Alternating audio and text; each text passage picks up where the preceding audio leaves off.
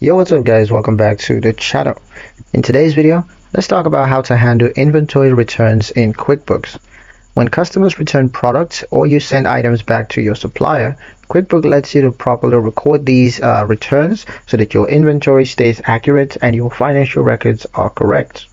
Let me show you how to get this done. So the first is looking at customer returns. This is sales returns on QuickBooks Online.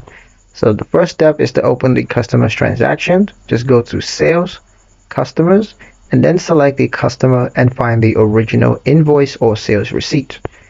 Next is to create a credit memo or refund receipts. So from the transaction screen, you're going to click Create Credit Memo or Refund Receipt. Next, select the return products. So choose the product being returned. Also adjust the quantity to match what's being returned. Next is to restock or write off. Now, if the item is in good condition, you're going to check restock item, but if damaged, you want to leave it unchecked and record it as shrinkage.